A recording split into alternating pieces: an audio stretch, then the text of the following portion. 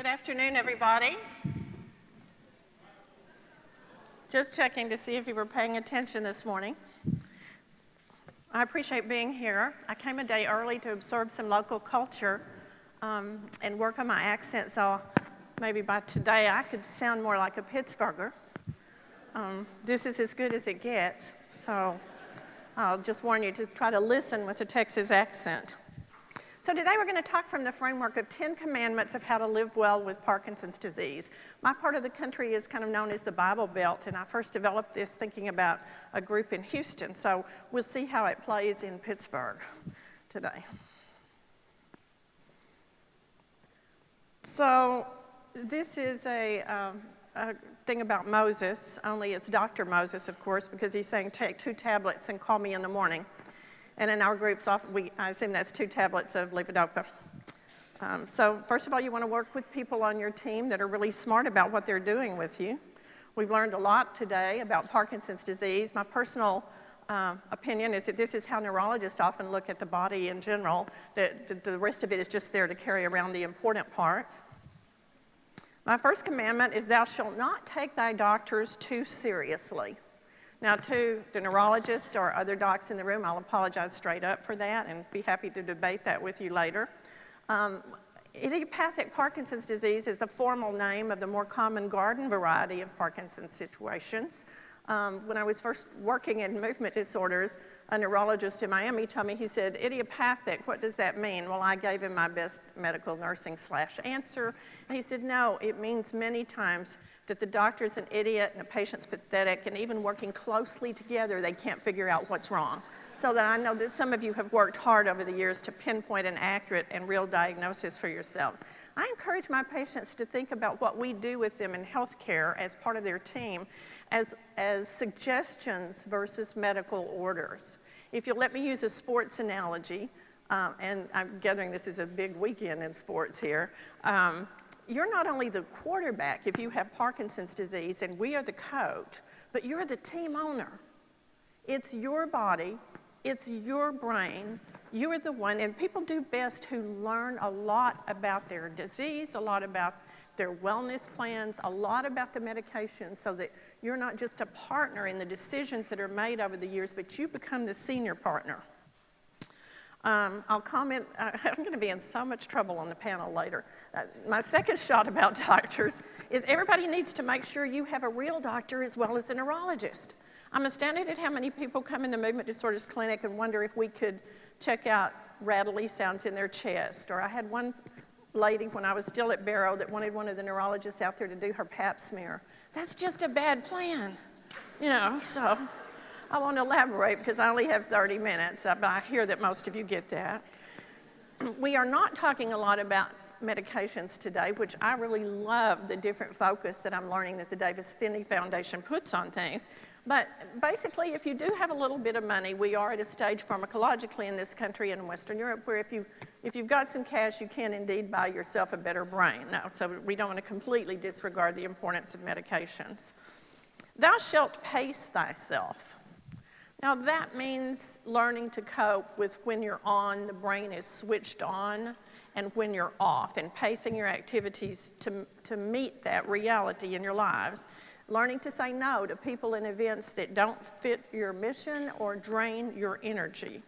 I ask couples many times, which one of these days, I'll get to know them well enough that somebody's saying, well, one of these days, when the kids are out of college, or when whatever, such and such, when the medications are better regulated, when my mother finally dies, then we're going to do this, this, and this. And in fact, we only have a limited number of one of these days. So if you're in fairly good health but have a touch of Parkinson's, I urge you to start rethinking your priorities for doing the things that matter the most to you. And then are you saving for a rainy day when it's pouring outside? There are a lot of people who do not have the resources to take care of what they need to. But many people have the financial resources and just don't want to turn loose the bucks. Either they're afraid they might outlive their money, they're just frugal by nature, or they're saving their money for what? To leave to the kids. Now, let's be honest. I know this is taped and everything, but the people we leave money to as an inheritance generally are going to blow through it in 6 to 8 months tops. So if you need to pay somebody to mow the lawn or you need that vacation to Europe, I'd say just go on and go for it.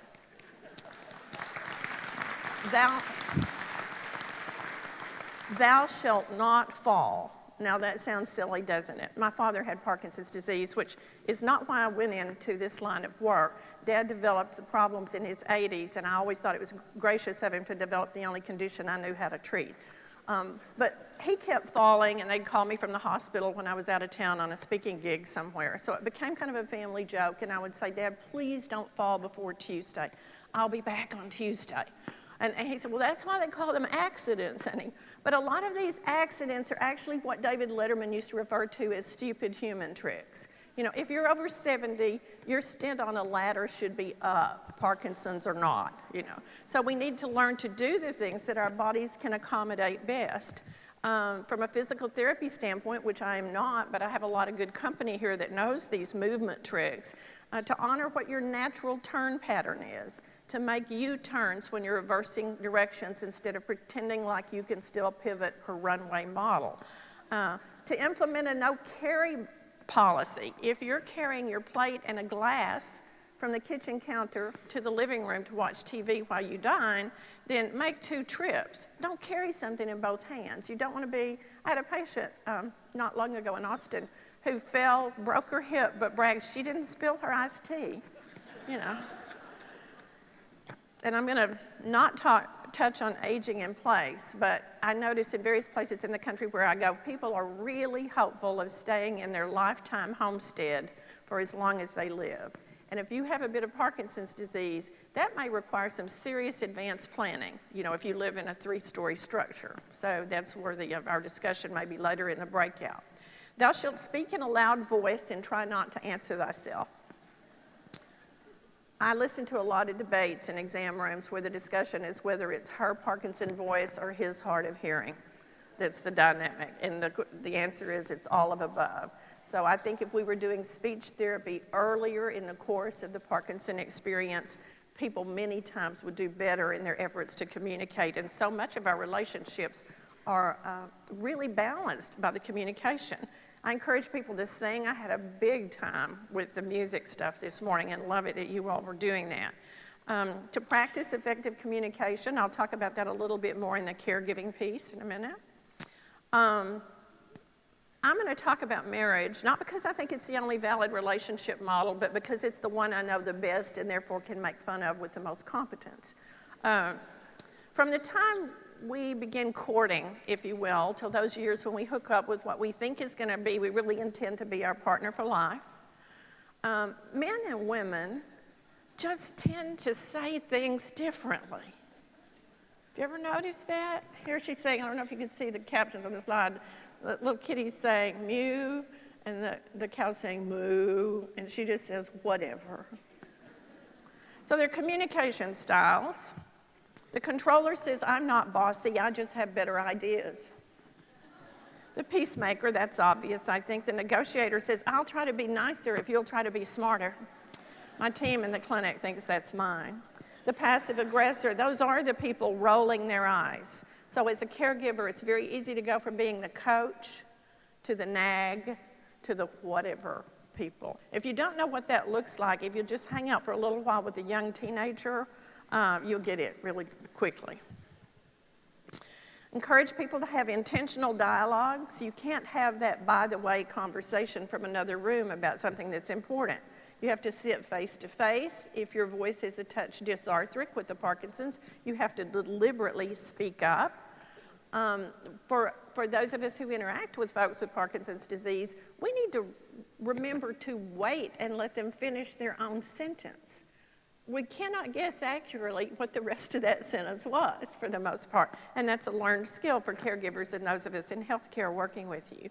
Avoid telling the speaker how you handled a similar experience, and then to practice. I notice when I'm on the road that I can almost tell who in restaurants or cafes is married and not married, because the not married people are talking to each other.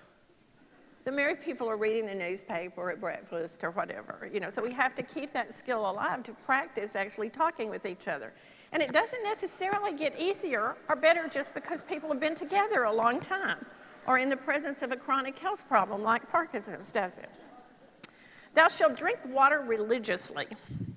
Thirst diminishes as we age.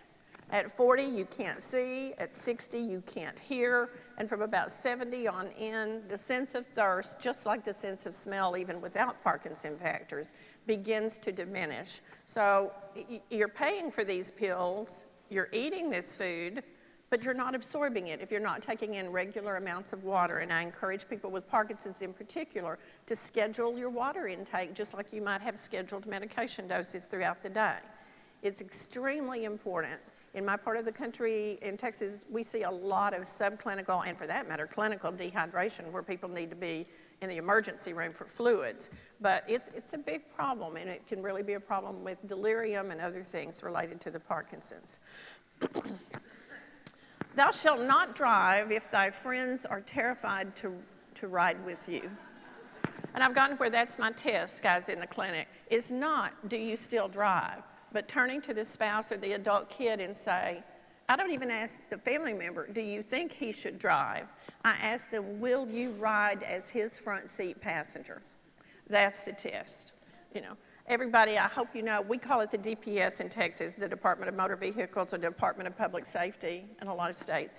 But that's not who you check on to see if you should be driving, because they have this other tacky habit of taking away your driver's license if you don't see it just the same. Sometimes the neuropsychological evaluation is helpful here. Some places have occupational therapy programs that assess driving safety. But I think that's one of those things that none of us like to think about. We all started driving when we were teens, and we plan to be driving when we're 106. And it's not so practical.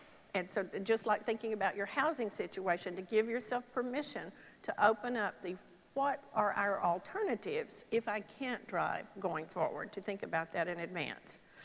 I want to talk about sleep.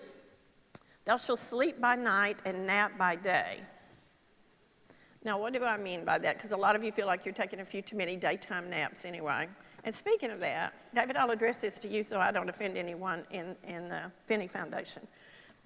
Normally, when you're invited as the guest speaker after lunch, I've learned that it means one of two things. Either it means they're hoping you can keep a crowd awake, or it means you've done something incredibly politically insensitive, and this is your punishment. So if there's anything I can do, I mean, I'm just saying there, you know, I'd be willing to work with you on that in the future. Although I'm so blinded by these lights, I can't see if you're napping, so you feel free to do what works for you the next 10 minutes. It helps to prepare your sleep environment so that it's a little bit cool in the room, to go to bed and get up at the same time every day.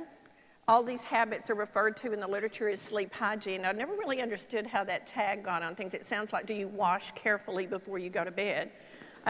But it's making these patterns static, and sleep, particularly sleep disruption, insomnia, where you wake up in the middle of the night, is such a problem for people with Parkinson's that I thought it was worth making one of the commandments. The most important thing I'm going to say to you is to stop watching late night news before you